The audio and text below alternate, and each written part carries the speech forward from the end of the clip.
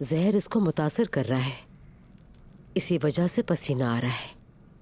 میری بیٹی کی رگوں میں دنیاوی زہر ہے، اللہ کے حکم سے اس کا علاج مل جائے گا، ٹھیک ہو جائے گی انشاءاللہ۔ انشاءاللہ۔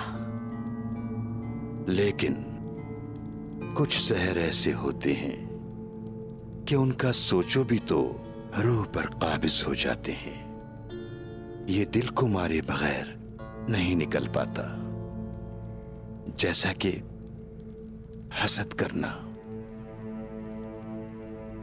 جیسا کہ لالچ کرنا۔ رسول اللہ صلی اللہ علیہ وآلہ وسلم سے پوچھا گیا کون سے لوگ افضل ہیں، تو سرکار دو عالم نے جواب دیا، ہر وہ مومن جو مغموم القلب اور سچی زبان والا ہے۔ صحابہ نے پوچھا، یا رسول اللہ، ہم سچی زبان والے کو تو پہچانتے ہیں، لیکن مغموم القلب کا کیا مطلب ہے؟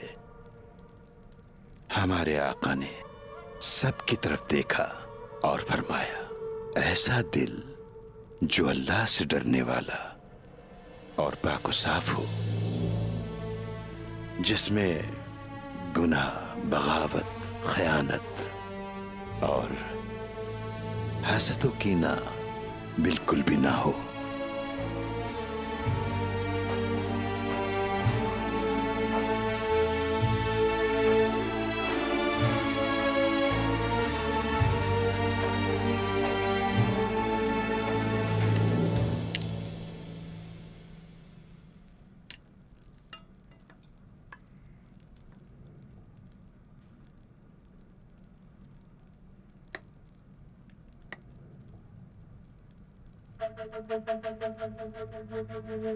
شیخ صاحب،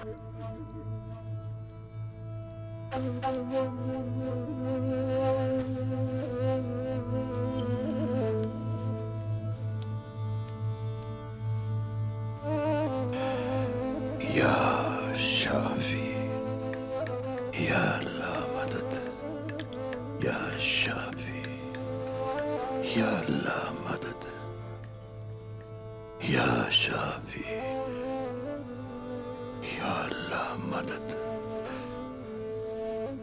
یا شافی، یا اللہ مدد، یا اللہ مدد، بابا یا اللہ مدد، تم ٹھیک ہو جاؤ گی بالا، ہمت کرنی ہے بس، انشاءاللہ۔ یا اللہ مدد، یا اللہ مدد، یا شافی،